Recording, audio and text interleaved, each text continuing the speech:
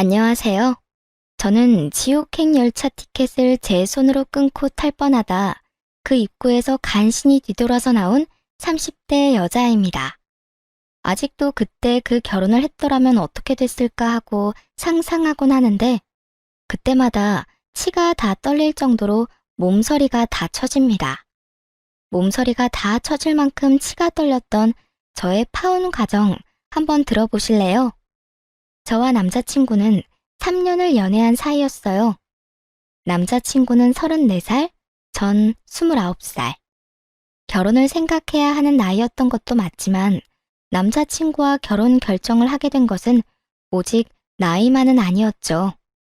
3년이란 시간 동안 제가 봤던 남자친구는 다정했고 밝았으며 한결같았어요.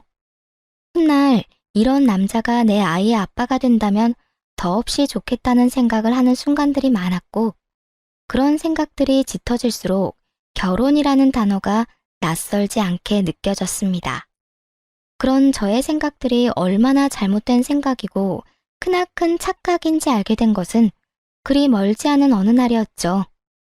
저와 남자친구는 결혼 약속과 함께 식을 올릴 시기까지 생각하고 있었어요. 하지만 결혼 이야기가 오갈 당시 예비 시부가 오랜 지병으로 인해 돌아가시는 바람에 결혼은 자연스럽게 1년이 미뤄지게 되었어요.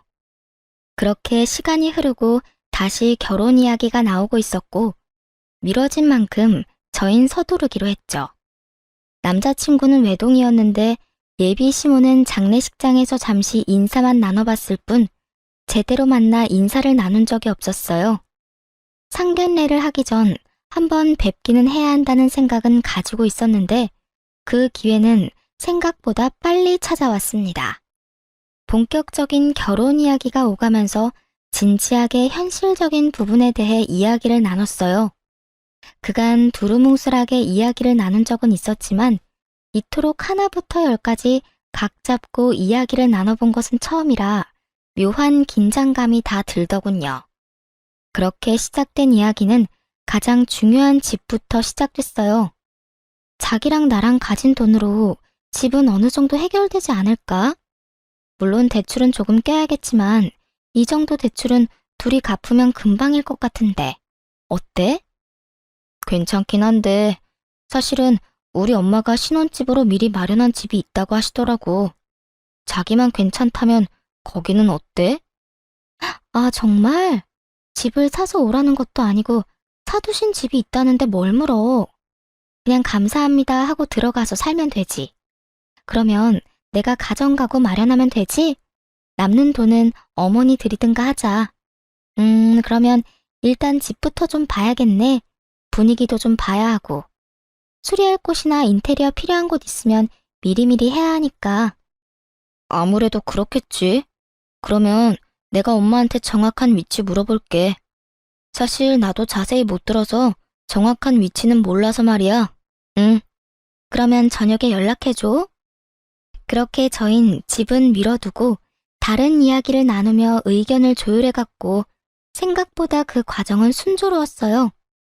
결혼이 미뤄진 1년 동안 알게 모르게 나눴던 이야기들이 있어서도 그랬고 웬만한 부분은 모두 저에게 맞춰주려 남자친구가 노력한 덕분도 있었죠.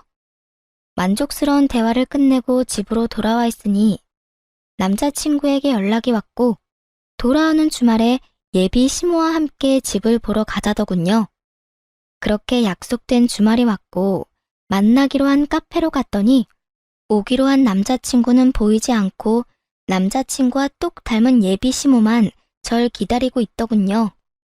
어찌나 닮았는지 한 번도 본 적이 없던 예비 시모를 한눈에 알아봤고 예비 시모 역시 저를 사진으로 많이 봤던 터라 저를 보며 미소를 지어 보이더군요. 그렇게 저흰 헤매는 일 없이 서로를 마주하게 되었고 남자친구도 없이 예비 시모와 본격적인 인사를 나누게 되었어요. 그때 장례식장에서 보고 긴가민가 했는데 만나서 반갑네. 사진보다 실물이 훨씬 예쁘구나. 아니에요. 어머님이야말로 너무 아름다우신걸요? 어쩌면 이렇게 동안이세요? 저 깜짝 놀랐어요. 고마워. 아, 우리 아들은 회사에서 갑자기 연락이 와서 급히 나가더라고. 워낙 정신없이 나가길래 내가 너 만나면 이야기 전해줄 테니 여긴 신경 쓰지 말고 우선 급한 일이나 처리하라고 했어. 그러니 연락 안 줬다고 섭섭해하지 말고. 아, 그럼요. 그럴 수도 있죠. 이렇게 칭찬으로 말문에 포문을 연 저희는 분위기를 좋게 이어나가려고 했지만 이따금씩 찾아오는 정막은 어쩔 수 없더군요. 또다시 찾아온 정막에 마른 침만 삼킬 때쯤 예비 시모는 곧잘 마시던 커피를 내려놓더니 먼저 말을 꺼내더군요. 이야기 다 들었지? 집은 그렇게 하기로 했고 가정가구는 알아서 준비하면 될 것 같아. 그리고 번거로운 절차나 형식은 다 생략했으면 하는데 괜찮지? 아들한테 들으니 요즘엔 그렇게 하는 게 트렌드라고 해서 말이야. 조금 의아했어요. 다 생략하는 게 좋겠다고 생각은 했지만 남자친구의 말론 아무래도 자신이 외동이라 엄마가 제대로 격식 차리고 싶어 할 수도 있다는 이야기를 들었던지라 그렇게 하는 것도 나쁘진 않겠다고 생각했거든요. 그런데 그런 예비 시모의 입에서 생략하자는 말이 나오니 의아할 수밖에요. 제가 의아함을 감추지 못하고 있으니 시모는 오해를 했는지 이런 말까지 하기 시작했어요. 아, 혹시 혼수가 부담스러우면 정말 최소한으로 꼭 필요한 것만 채워 넣어도 되니 너무 부담 가지지 마라. 살면서 필요한 게 있다 싶으면 내가 채워줄 테니. 아, 아니에요. 저도 그간 모은 돈이 있어서 그 정도는 충분히 할 수 있어요. 마음만으로도 감사해요. 전 손사래까지 치며 아니라고 했고 예비 시모는 그런 저를 보며 인자한 미소를 보였어요. 그 후로도 많은 대화를 나눴고 전 생각보다는 예비 시모가 괜찮은 분 같다는 생각을 하며 신혼집으로 향하게 되었죠. 그런데 신혼집에 가까워지면 질수록 참 이상하더군요. 분명 남자친구와 제가 살게 될 신혼집으로 간다고 들었는데 예비 시모의 차는 남자친구의 집을 향해 달리고 있었으니까요. 이윽고 예비 시모의 차가 멈춰선 곳은 다름 아닌 익숙한 아파트의 지하 주차장이었어요. 제가 매번 남자친구를 기다렸던 아파트 입구였죠. 3,000세대가 넘는 아파트였는데 심지어 그 집과 같은 동에 살게 된다는 걸 깨달았을 땐 이게 무슨 상황인가 싶더군요. 일단 전 아무 말도 하지 않고 엘리베이터에 몸을 실었고 엘리베이터가 같은 층에 멈춰섰을 땐 당혹스러움을 감출 길이 없었습니다. 그런 제 표정을 본 시모는 걱정하지 말라는 말과 함께 이렇게 말하더라고요. 아, 무슨 생각하는 줄 알겠는데 같이 사는 건 아니니까 그런 걱정은 하지 마렴. 이렇게 말한 시모가 빙그르 웃으며 바로 옆집의 문을 여는데 솔직히 지금 뭐 하자는 건가 싶더라고요. 이건 거의 같은 집에 산다고 봐야 무방하지 않을까요? 같은 아파트, 같은 동인 것도 모자라 옆집이라는 사실을 정말 남자친구가 몰랐을까 하는 생각과 함께 이 난관을 어떻게 헤쳐나가야 하나 당황스럽기만 했죠. 사실 혼자 되신 지 1년밖에 되지 않는 예비 시모를 생각해 신혼집은 되도록이면 예비 시댁에서 가까운 곳에 마련하는 것도 괜찮겠다는 생각은 했었거든요. 하지만 그건 어디까지나 가까운 곳이지 이렇게 같이 살다시피 하는 곳은 전혀 아니었어요. 그렇게 정신을 차려보니 집 아니었고 도저히 표정 관리가 되지 않았던 저는 일단 화장실에 도망치다시피 들어와 버렸어요. 거울을 보니 제 표정이 정말 가관이더군요. 그 순간 배에서 익숙한 고통이 느껴지며 직감적으로 한 달에 한 번 걸리는 마법의 날이 시작됨을 알게 되었어요. 하필 가방은 거실에 두었고 얼른 가방에 넣어둔 위생용품을 찾기 위해 조용히 화장실 문을 열고 나갔죠. 거실 쪽 베란다에서 창밖을 바라보며 예비 시모가 통화를 하고 있더군요. 중요한 전화라 굳이 베란다에서 통화하나 보다 싶어 조용히 가방만 꺼내가려고 했는데 그 순간 아들이라는 단어를 듣고 저도 모르게 귀를 쫑긋 세우고 말았어요. 아들, 그렇지 않아도 집 보여주고 있어. 반응? 어쩌기는 뭘 어때? 내 생각대로 입이 찢어지게 좋아하고 있어. 뭐, 집도 넓고 좋으니 자기가 안 좋아하고 배겨? 아파트 단지로 들어서고 난 후 입이 찢어지게 좋아하기는커녕 미소 한 번 보인 적이 없었는데 어떤 모습을 보고 저딴 이야기를 전하는지 모르겠더군요. 그 이야기만으로도 충분히 어이가 없는데 더 어이없는 말들이 제 귀에 들리기 시작했어요. 애까지 게 시댁 옆이라고 싫어하면 어쩔 거야? 너희 결혼한다고 진작 소문 다 나지 않았니? 그래, 그러니까. 그렇게 소문 다 난 마당에 파혼이라도 해봐라. 누구 손해일 것 같아? 남자는 아무 문제 없어도 여자는 그렇지도 않아. 온갖 추잡한 소문은 다 끌어안고 살아야 할 텐데 자기가 결혼 안 하고 배기겠어? 아우, 그리고 아들, 넌 도대체 눈이 어디 달린 거니? 여자 보는 안목 좀 키울 순 없어? 이 엄마는 얼굴 보고 깜짝 놀랐다.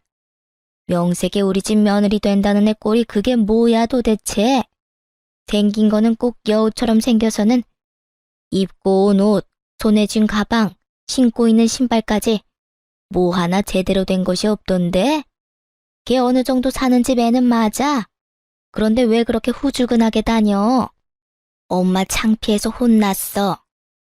놀라움의 연속이었지만 이 정도에서 끝이 났다면 제가 이곳에 사연을 보내는 일은 없었겠죠.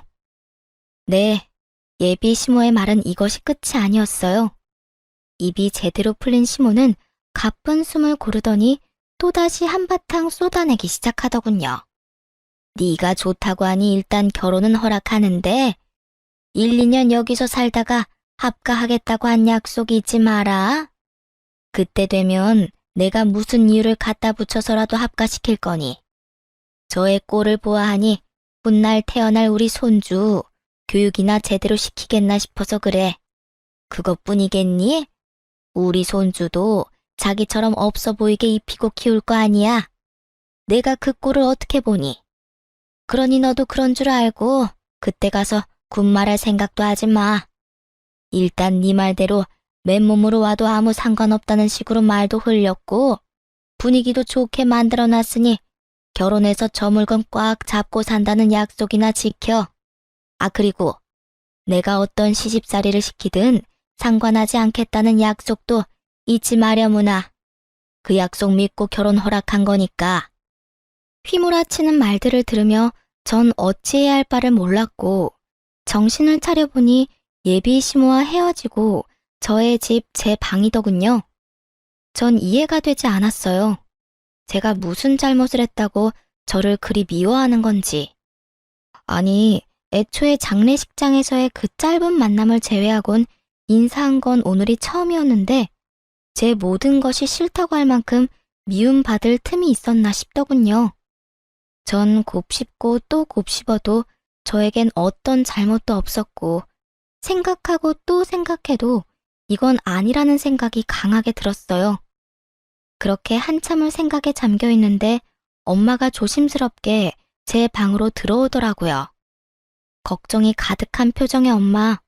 당연했어요.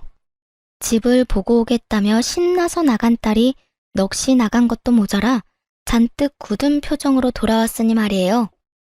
딸, 오늘 집 보고 온다더니 무슨 일이 있었던 거야?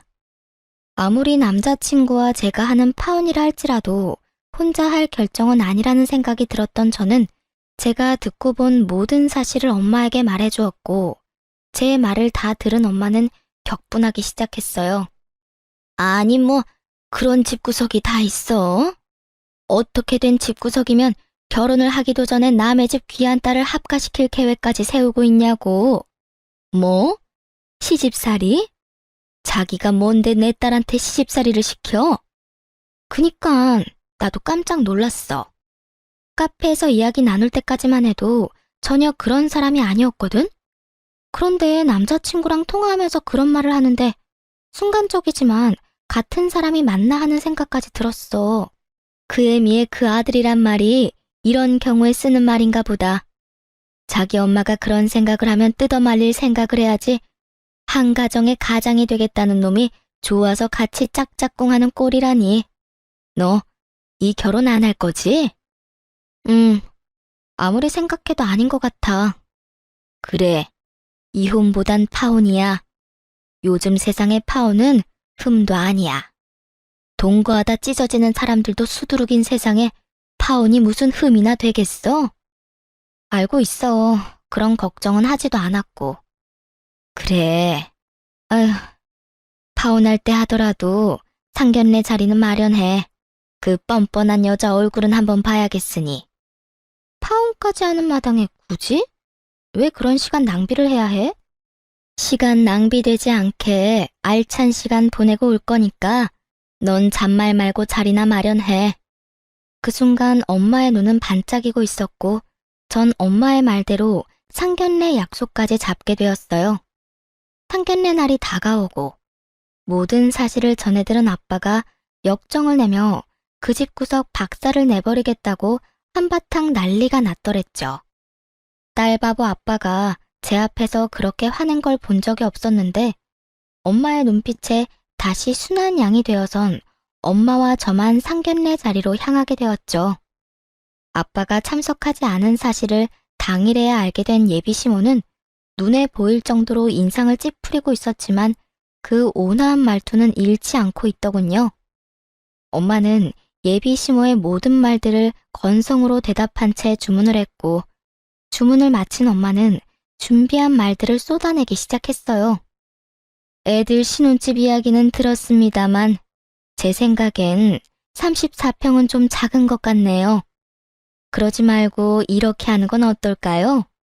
저희도 놀고 있는 집이 한 채 있는데 그 집에서 애들 시작하게 하는 걸로요. 엄마는 손을 닦고 있던 물수건을 내려놓으며 말했고 시모는 당황한 듯 눈썹을 들썩이며 답을 하더군요. 예? 34평이면 둘이 살기엔 부족함이 없을 텐데요. 아니 평수는 떠나서 위치도 좋고 집값도 꽤 나가는 곳이라 미리 받아두면 애들 앞으로 사는데도 도움이 될 겁니다. 그러니 집은 원래 계획대로 하는 게 좋을 것 같네요.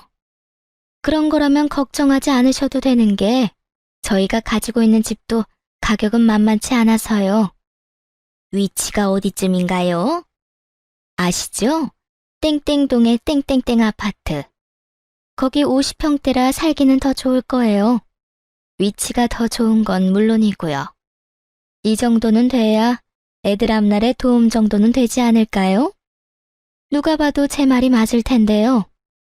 엄마는 작정을 한 듯 눈 한 번 피하지 않고 예비 시모의 말에 대응하고 나섰고 예비 시모는 이런 상황은 전혀 예상하지 못한 듯 차가운 물만 마시고 있더군요. 어느 아파트인지 들은 남자친구가 적잖게 당황한 듯 말까지 더듬기 시작했죠. 거기 혹시 미연이가 지금 사는 곳 아니에요? 왜 아니야? 맞아. 내가 말한 노는 집이 사실은 우리 집 위층이야. 층간소음 때문에 고생 꽤 했었는데 윗집 이사 간다는 소식 듣고 그냥 사버렸거든. 와봤으니 알 테지만 전망도 좋고 교통편도 좋고 여러모로 지금 계획하고 있는 집보단 낫지 않겠어? 그래요. 엄마가 말한 빈집은 저희 집 위층으로 엄마의 말대로 꽤 긴 시간 층간소음으로 고생을 하고 있었는데 윗집이 나간다는 소식과 함께 그냥 그 집을 사버렸던 것이었습니다. 그 당시 집에 여윳돈이 있기도 했고 그땐 집값이 지금처럼 비싸진 않았던 터라 부담이 되긴 했어도 큰 고민 없이 내린 결정이었죠. 그 뒤론 세입자를 가려가며 받고 있었고요. 엄마의 말이 끝나자 남자친구는 다시 입을 다물어 버렸고 예비 시모는 목에 핏대까지 세우며 엄마에게 따지고 들더라고요. 그건 완전 처가살이와 마찬가지 아닌가요? 제 아들이 뭐가 모자라서 처가살이를 해야 하는 건가요? 왜 우리 귀한 외동아들이 처가살이를 해야 하냐고요? 목에 핏대까지 세우며 노발대발하는 예비 시모와는 달리 엄마는 무서울 정도로 평정심을 유지하며 말을 했어요. 자식이 하나든 둘이든 기약인 매 한 가지인데 왜 우리 딸은 그딴 집에서 살게 하려고 했나요? 시집살이나 다름없는 그딴 집에서 말이지요. 엄마의 말에 예비 시모는 코웃음을 치며 이렇게 말하더군요. 그거야 남자하고 여자하고 같나요? 여자는 시집 오면 죽어서도 시댁 귀신인데 당연히 시댁 가까이 있어야 하는 거 아닌가요? 그리고 양가 부모님 다 계시는 그쪽 상황과는 달리 전 작년에 애 아빠도 떠나보내고 저 혼잔데 그 정도 욕심 정도는 좋게 봐주실 수도 있잖아요. 예비 시모는 말이 끝나자 남자친구는 머리를 긁적이며 자기 엄마 편을 들고 나서더라고요. 그래요, 장모님. 아버지 돌아가신 지도 얼마 안 돼서 한동안은 제가 가까이에서 지내고 싶어요. 그러니 조금만 이해 부탁드립니다. 제가 장모님 소중한 딸 귀히 여기고 아끼며 잘 살겠습니다. 귀히 여긴다는 말을 듣고 있는데 저도 모르게 피식 웃음이 터져나오고 말았어요. 귀히 여겨? 한동안? 너는 한동안이 한평생이야? 1, 2년만 살다가 너희 집으로 합가할 거란 말은 왜 쏙 빼? 내가 싫든 좋든 무조건 합가할 계획까지 다 세웠잖아. 그게 무슨 말이야? 합가라니. 그런 계획은 세운 적도 없고 생각해 본 적도 없어. 뻔히 다 알고 있는데 절대 아니라고 발뺌을 해대는 남자친구를 향해 무서운 표정을 한 엄마가 또박또박 큰 소리로 말했어요. 절대 아니라고 하니 우리가 말하는 집에 들어와서 살아도 상관없지. 사돈 될 집이나 남편 될 놈이나 하고 있는 꼴을 보니 내가 안 되겠다 싶어서 그래. 가진 건 쥐뿔도 없으면서 거치장 하는 데만 정신이 팔려서는 내가 딱 보아하니 집안 거덜내는 건 시간 문제일 것 같아서 그래. 아, 그리고 앞으로 태어날 손주도 걱정이지. 그딴 집에서 애 교육이나 똑바로 하겠어? 아무래도 걱정되어서 내가 옆에다 끼고 키워야지 원. 둘은 익숙한 말을 그대로 돌려받은 후에야 비로소 그때 제가 듣고 있었단 걸 눈치챘더라고요. 남자친구는 안절부절 못하고 제 눈치를 살피는 반면 시모는 붉어진 얼굴로 저를 쏘아보며 묻더군요. 다 들었던 거니? 네, 공교롭게도 다 들어버렸네요. 시집살이를 호되게 시킨다는 말까지 다 들어버렸는데 어쩌죠? 전 추후도 그 호되다는 시집살이를 당해줄 생각 따위는 없어서요. 이 흉한 년, 어디서 보고 배운 것 없이 남의 통 하나 엿들어? 하여튼 이래서 가정교육이 중요하다니까. 예비 시모는 욕설까지 섞으며 저에게 화를 내기 시작했고 그런 모습을 그냥 두고 보고만 있을 저희 엄마가 아니었습니다. 생긴 대로 논다더니 천박하게 생겨서는 말하는 꼴도 생긴 그대로네. 어디서 년자를 입에 올려? 뭐? 천박? 너 말 다 했어? 난 더는 당신 같은 천박한 사람이랑 말 섞고 싶지 않은데 어쩌지? 너 이제 어떻게 할 거야? 내 딸이랑 결혼할 거야 말 거야? 엄마는 궁시렁대고 있는 예비 시모를 무시한 채 남자친구에게 물었고 우물쭈물 눈치만 살피던 남자친구는 고개를 푹 숙인 채 이렇게 말하더군요. 장모님 뜻에 따르겠습니다. 예상치 못한 답변에 예비 시모와 저는 놀라 남자친구를 바라보고 있는데 엄마는 이런 답을 예상했다는 듯 피식하고 웃어버리시더라고요. 놀란 것도 잠시 예비 시모는 남자친구를 붙잡고 닥달하기 시작했고 남자친구는 여전히 고개조차 들지 못하고 있었어요. 네가 어떻게 그런 결정을 내릴 수가 있어? 네가 어떻게 나한테 이럴 수가 있냐고? 그러면 어떻게 해? 엄마한텐 미안하지만 나 미연이 정말 많이 사랑한다는 말이야. 이 결혼 꼭 하고 싶어. 그러니까 엄마가 이해 좀 해줘. 미안해. 상황은 흥미롭게 흘러갔고 엄마는 여전히 얼굴에 미소를 띠며 저에게 결정권을 넘겨주더군요. 미연아, 이제 네가 결정해. 네 남자친구는 자기 엄마를 등지는 한이 있어도 너랑 결혼을 하겠다는데 넌 어떻게 하고 싶어? 그제야 엄마의 알찬 시간을 보내게 해주겠다는 말이 이해가 되며 제 얼굴에도 미소가 걸리더군요. 전 엄마와 마찬가지로 얼굴에 미소를 띠며 주저없이 대답했어요. 파혼하고 싶어. 난 저 인간이랑 결혼할 생각 전혀 없어. 내가 미쳤어? 지옥길이 분명한데. 알면서도 발을 담그게? 진심이었습니다. 그 당시 두 얼굴을 가진 예비 시모도 싫었지만 사실 제일 괘씸한 건 남자친구였거든요. 모든 사실을 알고도 나를 속이고 결혼하려던 남자친구는 도저히 용서도 되지 않을 뿐더러 한 번 한 거짓말이 두 번, 세 번은 못하겠냐고요. 시집살이 시키려는 시모와 온갖 거짓말로 엄마 편만 들여는 남편의 모습이 뻔히 그려지는데 제 앞날을 알고도 파혼을 선택하지 않을 이유는 없더라고요. 자기야, 파혼이라니. 우리 3년이나 만났어. 그런데 이제 와서 이런 일로 무슨 파혼이야? 내가 자기 뜻대로 다 한다니까. 그러니까 제발 마음 한 번만 돌려줘. 야, 돌리긴 뭘 돌려? 이딴 년 나도 싫다. 감히 어디서 네가 뭔데 내 아들한테 파혼을 운운해? 내가 뭐긴 뭐예요? 이 파혼의 당사자죠. 그러니까 아줌마보단 내가 파혼을 입에 올리는 게 좀 더 당연한 일이 아닐까요? 그리고 아줌마, 나도 싫어요. 나도 아줌마같이 몰상식한 사람이 내 시어머님이 되는 거 죽기보다 끔찍하다고요. 뭐? 아줌마? 끔찍해? 너 지금 말 다 했니? 다 하진 않았는데 그만하려고요. 더 해봤자 뭐하나 싶고 더 해봤자 내 입만 아픈 일 아니겠어요? 인연이?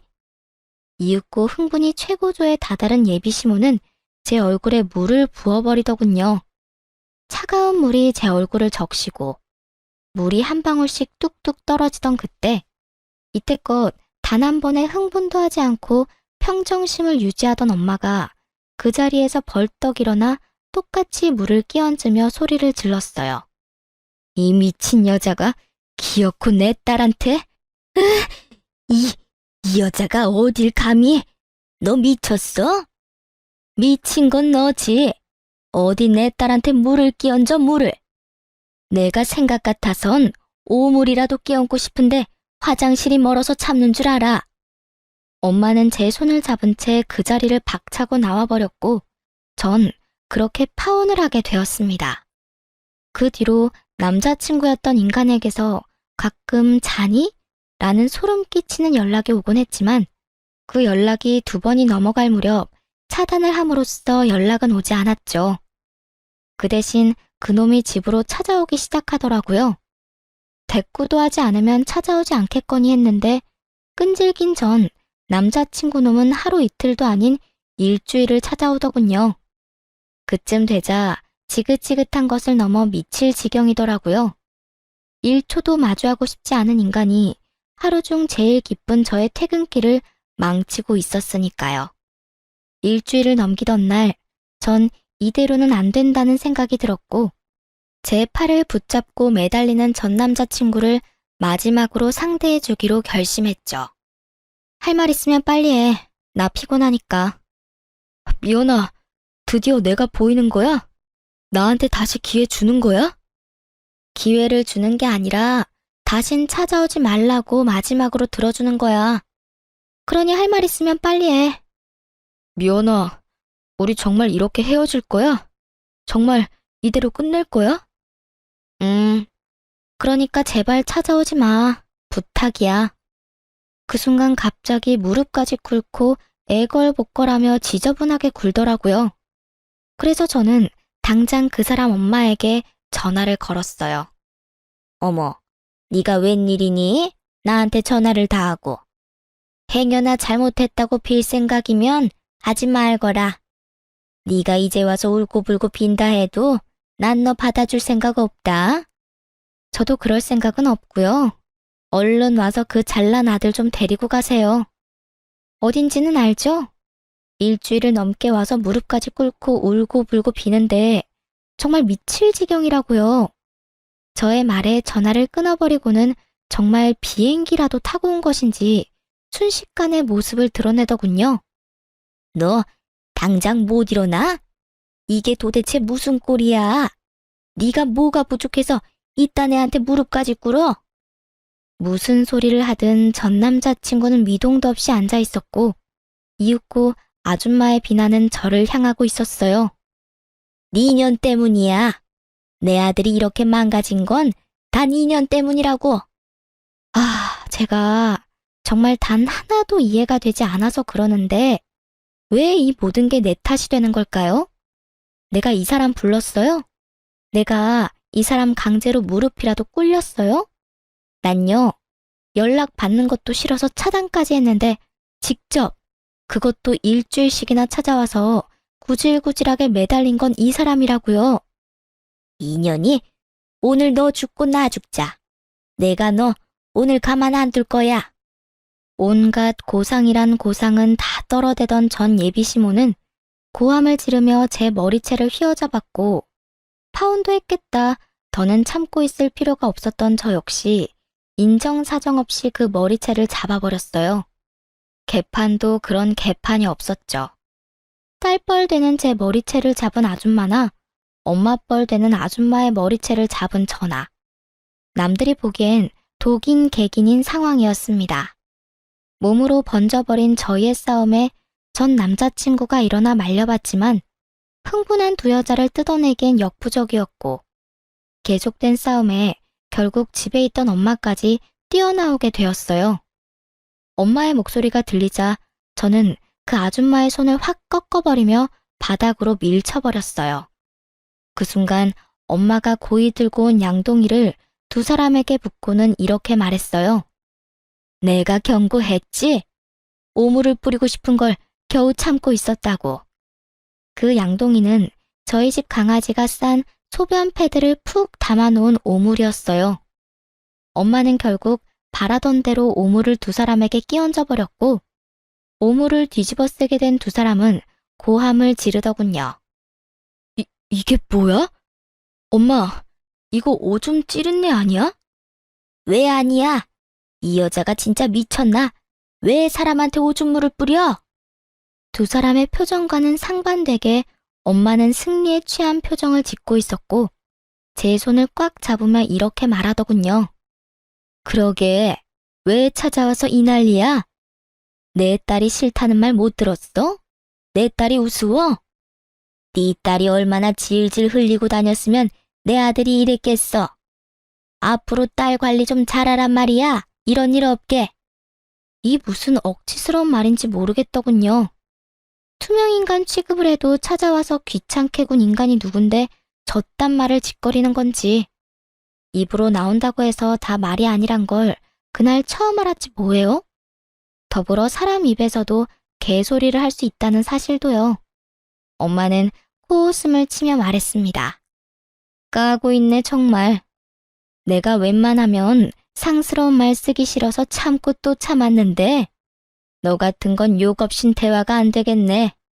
야, 이 미친년아, 정신 차려. 내 딸이 흘린 게 아니라 네 아들이 내 딸 못 잊어서 미쳐 날뛰는 거야. 알겠어? 그러니까 네 아들 다리 몽둥이를 꺾어버리든 누나를 뽑아버리든 그건 알아서 하고 불구를 만들어서라도 우리 눈앞에 보이지 않게 해. 다시 한번 내 딸 앞에 얼씬거리는 날엔 경찰에 신고할 테니 그런 줄 알아. 엄마는 욕이라곤 모르는 사람인 줄 알았는데 생각보다 엄마의 욕은 화려했고 경고는 강했어요. 그 이후 그 인간들의 소식은 들을 수도 없었으니까요. 그렇게 5년이란 시간이 흘렀어요. 그동안 저는 좋은 사람을 만나 결혼도 하고 이제 300일이 되어가는 딸을 키우며 그 누구보다 행복하게 살아가고 있었어요. 그런데 얼마 전 딸이 감기에 걸려 동네 인기 있는 소아과에 딸과 함께 방문하게 되었어요. 진료를 기다리며 딸을 보고 있는데 소아과 문이 열리더니 익숙한 두 사람이 들어오더군요. 네, 맞습니다. 익숙한 두 사람은 5년 전 시모가 될 뻔했던 여자와 남편이 될 뻔했던 남자였어요. 두 사람은 100일이 갓 넘어 보이는 아기와 함께였는데 표정이 좋아 보이진 않더라고요. 사실 지금의 남편과 결혼할 때 딱 한 가지 고민이 있었어요. 그 사람이 신혼집으로 본인이 살던 집에서 시작하자고 말했는데 하필이면 예전 제 시댁이 될 뻔했던 집과 정말 가까웠거든요. 하지만 설마 마주칠까 하는 마음이 있기도 했고 마주친다 한들 이미 끝난 사이인데 무슨 상관이냐 싶어 고민 끝에 그냥 살기로 한 것이었는데 다른 곳도 아닌 소아과에서 마주칠 줄은 꿈에도 몰랐던 거죠. 두 사람은 저를 발견하지 못한 듯 서로에게 언성을 높이며 대화를 하고 있더라고요. 이게 뭐야? 일도 제대로 못하고. 이게 다 엄마 때문이야. 이게 왜 또 내 탓이야? 엄마 말처럼 멍청한 애 찾아서 결혼했으면 잘해주기라도 했어야지. 설득하는 것도 아니고 강제로. 그것도 애 낳자마자 합가라니 나 같아도 싫겠다고. 거기에다 출산한다고 몸도 성치 않는 사람 그렇게 쥐잡듯이 잡으니 걔가 안 도망가고 버텨? 나라고 그럴 줄 알았겠니? 애도 낳았겠다. 애 위해서라도 참고 살 줄 알았더니 그리고 말은 바로 해라. 멍청하기는. 멍청한 애가 이혼할 때 위자료를 그렇게나 뜯어간다니? 애도 딱 주고 가는 거 봐. 보통 내기가 아니라고.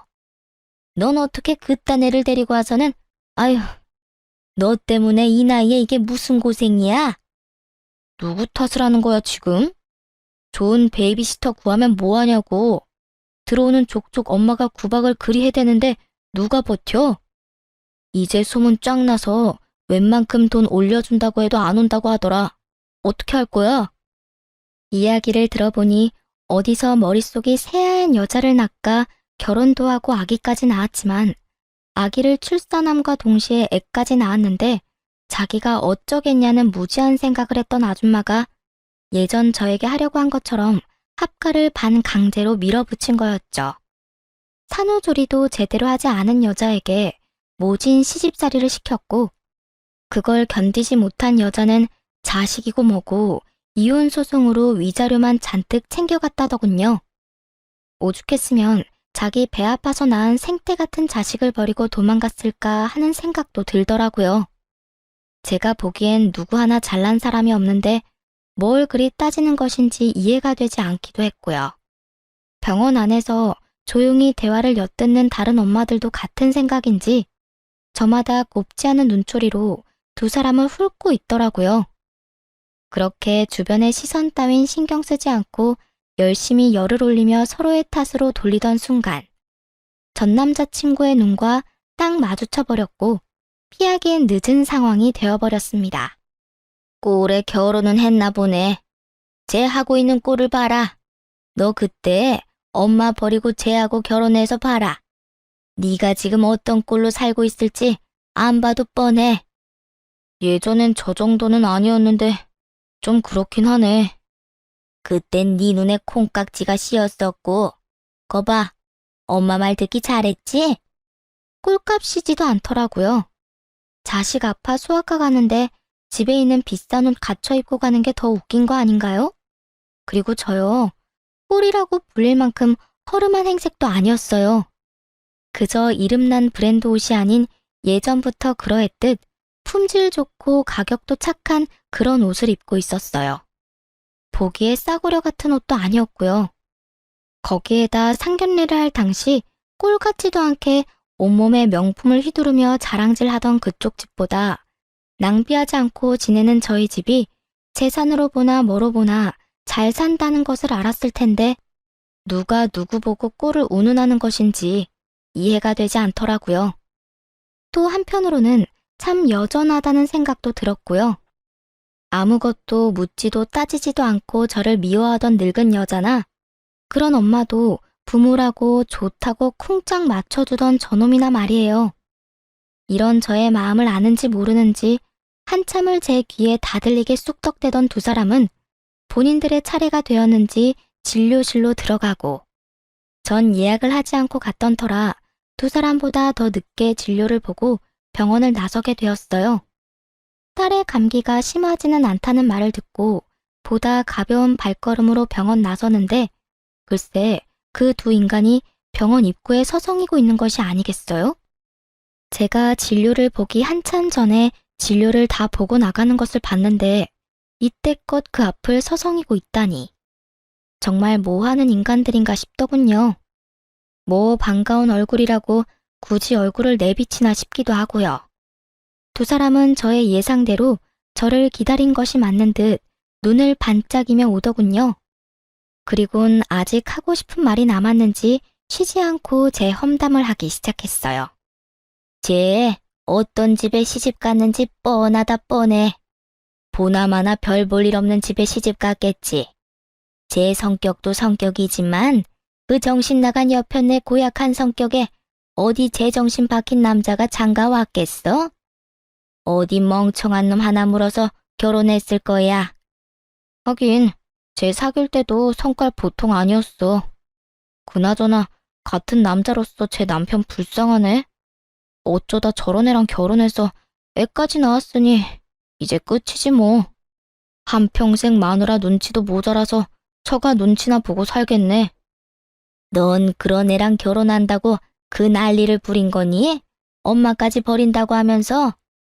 에이 엄마, 그래서 결국 안 하고 엄마 곁으로 왔잖아.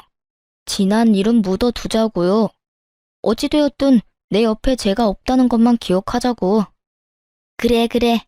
그때 파혼한 게 정말 천만다행이야. 정말 웃기지 않나요? 나이도 먹을 만큼 먹은 사람들이 그렇게나 할 짓이 없는 것인지, 이제 와서 저래봤자 뭐가 남는다고 저딴 짓거리나 하는 것인지, 하긴 저딴 인간들이니 애까지 낳은 여자가 도망까지 가지 않았겠어요? 거기에다 자신들이 한 일은 생각지도 않고 입에서 나오는 대로 짓거려대는 모습들이 점점 제 신경에 거슬리고 있던 참이었죠. 더러워서 피하려고 했던 저의 인내심이 바닥나며 한마디 해야 하나 말아야 하나 망설이던 순간 익숙한 자태를 뽐내는 외제차가 급하게 멈춰서더군요. 여보! 저의 입에선 여보라는 말이 흘러나왔고 차에서 내린 말끔한 차림의 남편이 저에게 허겁지겁 달려왔어요. 여보, 당신 진짜 이럴 거야? 저의 남편인 걸 확인한 지금 저는 보았어요. 두 사람의 입이 정말 거짓말 하나 보태지 않고 쩍 벌어지는 모습을요. 어느새 차에서 내린 남편은 걱정스러운 눈빛으로 제 앞에 서 있었고 저는 출근한 사람이 여기 왜 있나 싶었어요. 응? 내가 뭘? 무슨 일 있어? 여긴 어떻게 왔어? 무슨 일 있지? 병원 갈 거면 나한테 말하라고 했잖아. 내가 같이 간다고. 왜 혼자 왔어? 병원이 천리말리 있는 것도 아니고 걸어서 충분히 올 수 있으니까 그냥 왔지. 그나저나 당신 오늘 이혼 상담 있다고 하지 않았어? 중요한 분이라고 준비 오래 했었잖아. 그건 어떻게 하고 여길 와? 지금 그깟 클라이언트가 중요해? 우리 집 두 여자가 나도 없이 병원에 갔다는데 어쩐지 장모님한테 전화드리고 싶더라니. 장모님한테 당신 병원 갔다는 말 듣자마자 상담 다 미루고 왔어. 네, 제 남편은 보시다시피 팔불출이고 꽤 능력 있는 변호사예요.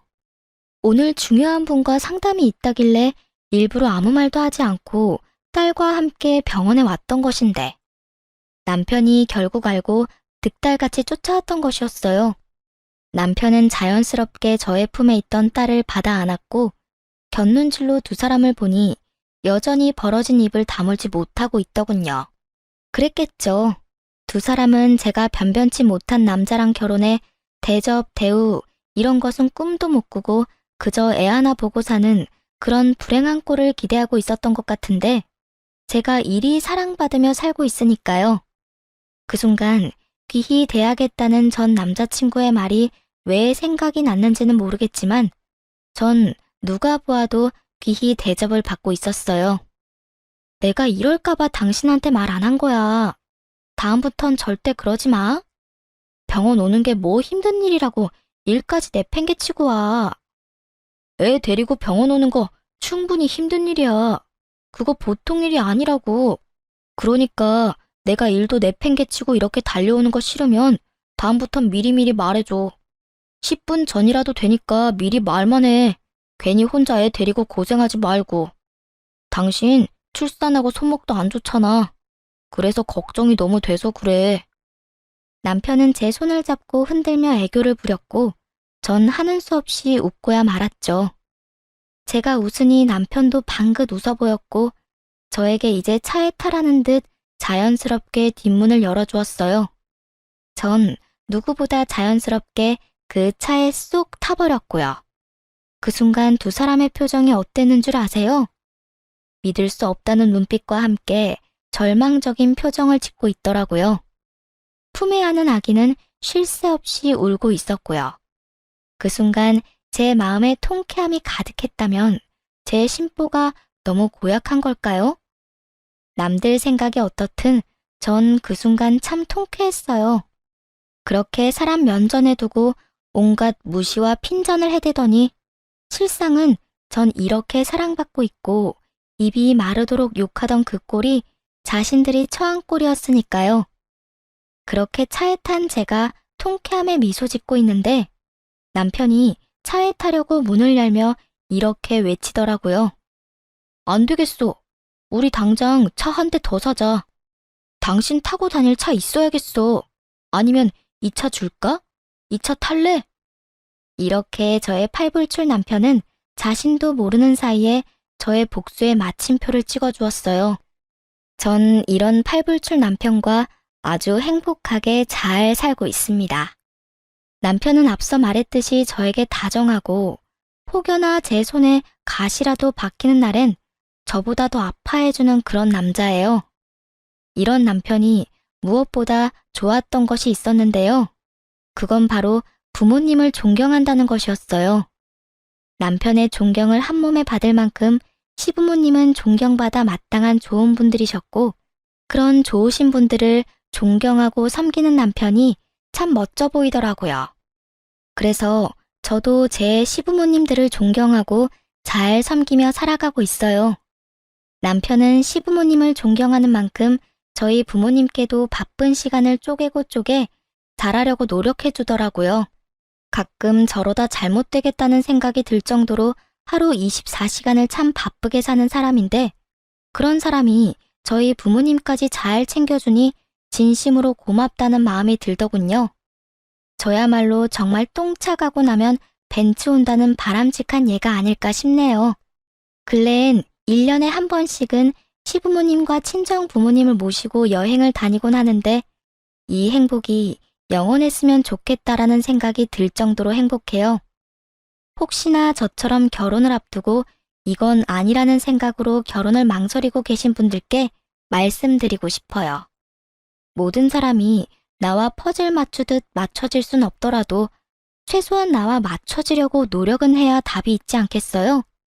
전 도저히 맞춰지지 않는 사람이 시어머니가 될 뻔했던 사람이고 그렇기에 파혼을 하고 지금껏 이 선택을 후회하지 않습니다.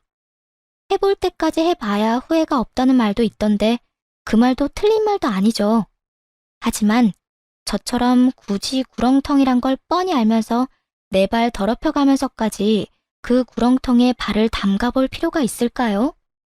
선택은 그 갈림길에 서 있는 분들의 몫이겠지만 저로서는 고개가 내저어지네요. 하여튼 모든 분들이 현명한 선택을 하시길 바라며 저의 긴 사연 들어주신 모든 분 감사합니다. 좋은 하루 되세요.